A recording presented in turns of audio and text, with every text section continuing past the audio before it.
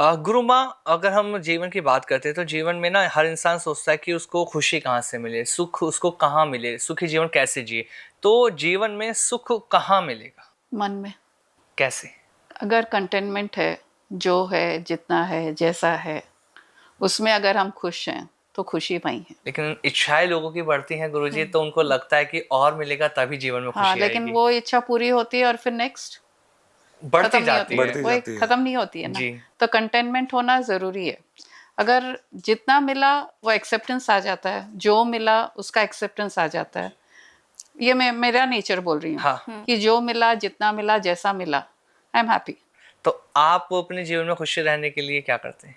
कुछ नहीं करना पड़ता, because everything is happiness only, उसके अलावा कुछ नहीं है।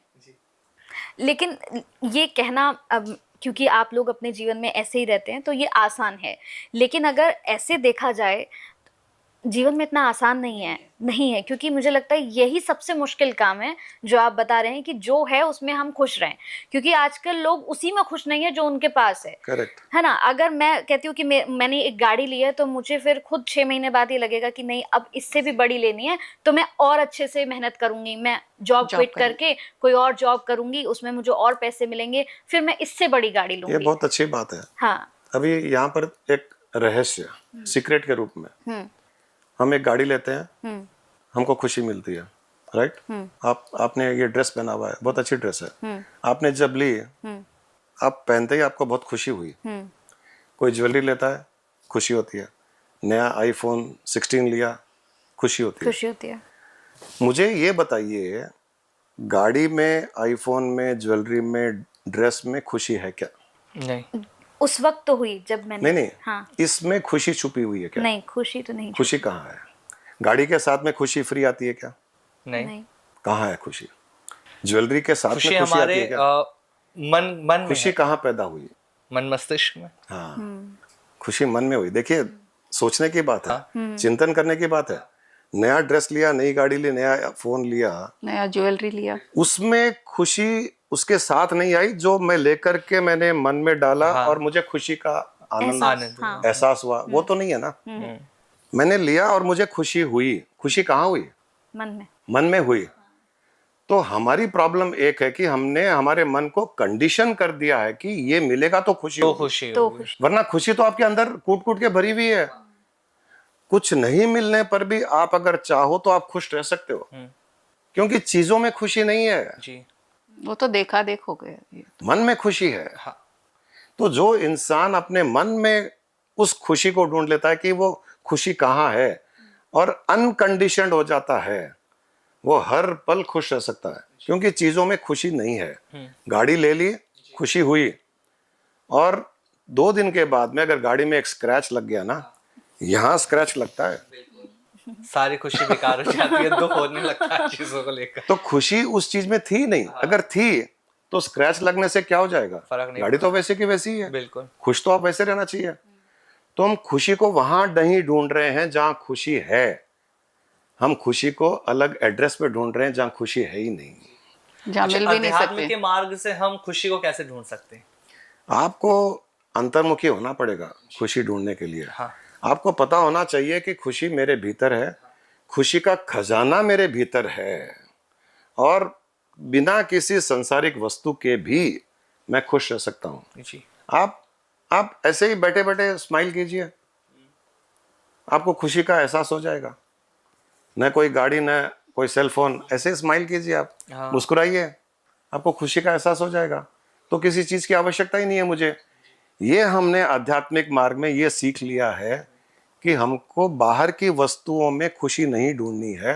वो मिल जाए अच्छी बात है, लेकिन खुशी तो अंदर ही है। वो चाहे मिले या न मिले, मैं मेरी खुशी को जब चाहे जब जागृत कर सकता हूँ। और हमने ये डिसाइड कर लिया है कि हमारी खुशी 24 घंटे जागृत रहे। अभी गंगा नदी है, गंगा नदी पोल्यूटेड है, उसको साफ करने के लिए हजारों करोड़ रुपए लगाए जा रहे हैं, लेकिन अगर उसमें जो गंदगी आ रही है, जब तक उसको नहीं रोका जाएगा, क्या वो साफ होगी? बिल्कुल नहीं होगी। वैसे ही आपकी खुशी में जो ऑब्स्टेकल्स हैं, जो अड़चन क्रिएट कर रहे हैं, जब तक आप उसको नहीं रोकोगे, आप खुश नहीं रह सकते। आपको खुश रहने की कोशिश नहीं करनी है। आप पैदाइशी खुश हो। बिल्कुल। You have the right to be happy by birth. जो हमारी खुशी को रोक रहा है, जो खुशी में ऑब्स्टेकल है, उसको पहले खत्म कर। उसको रोकना है। हर नदी में, हर तालाब में जहाँ पोल्यूटेंट्स आते हैं उसको रोकिए, वो साफ ही है वो। तो वैसे ही we are all joyful beings. पैदाइशी हम जॉयफुल रहे। छोटे बच्चे को देखिए, जॉयफुल ही है वो। जैसे जैसे बड़ा हो रहा है, संसार के पोल्यूटेंट्स उसमें एंटर कर रहे हैं, उनको रोक लीजिए, आप खुश रहोगे। ये पोल्यूटेंट्स क्या है? ये पोल्यूटेंट्स क्या है? एक्सपेक्टेशंस, दूसरों से आशाएं करना, अपेक्षाएं करना, कंपैरिजन करना, कंपटीशन करना, ये हमारे पोल्यूटेंट्स हैं जो हमारी खुशी को रोक रहे हैं। बिल्कुल। आप इनको रोकिए, आप खुश रहोगे। लेकिन आज सबसे ज्यादा हम लोग इन्हीं चीजों में उलझे रहते हैं कि इससे कंपटीशन हाँ, है, यही। इससे जलना, इसके पास ये सब चीजें क्यों है, मेरे पास क्यों नहीं है। इन चीजों में लोग उलझे पड़े हैं। हम लोग एक बात बहुत क्लियरली बताते हैं लोगों को कि आपको प्रगति करनी है, जी। प्रगति करनी है, प्रगति को मत रोकिए। क्योंकि ईश्वर के 4 गुण है। मैं आपको बताता हूँ, अगर आप सुनना चाहते हो। जी, 4 बिल्कुल, ईश्वर के गुण है।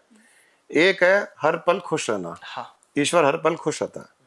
दूसरा, ईश्वर हर पल दूसरों को खुशियां बांटता है। दूसरा गुण है। तीसरा गुण है प्रगति। ईश्वर भी प्रगति करता है। अगर वो प्रगति नहीं करता तो ये संसार भी क्रिएट नहीं होता। तो ईश्वर का एक गुण है प्रगति करना। हाँ। चौथा गुण है अपने स्वरूप को हर पल स्मरण रखना, जी। स्मरण करना कि मैं कौन हूं।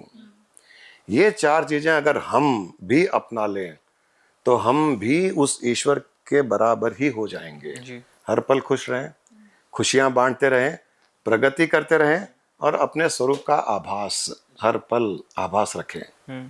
तो ये अगर हम फॉलो करेंगे तो हर पल खुश रह सकते हैं। हर पल खुशी मिलेगी। और जो पोल्यूटेंट्स है उनको रोक दीजिए, जो खुशियों में हमारी गंदगी पैदा कर रहे हैं उनको रोक दीजिए। खुश रहोगे, हर पल खुश रहोगे। यहाँ प्रगति की जो बात आई, मैं उसमें ये कहना चाह रहा हूँ, गुरु माँ ने अभी कहा था कंटेनमेंट, संतोष करना। हाँ। कई लोग संतोष को ये मानते हैं कि प्रगति Laziness. में बाधा है संतोष। नहीं, यहाँ पर एक अलग कॉन्सेप्ट है। जो है उसमें संतोष कीजिए और उसमें संतोष करते हुए आगे बढ़ने के प्रयास कीजिए। फिर उसमें जो कुछ मिल जाए उसमें संतोष कीजिए, फिर आगे बढ़ने का प्रयास कीजिए। तो जो है उसमें से संतोष कीजिए और जो नहीं है उसमें आगे बढ़ने का प्रयास कीजिए।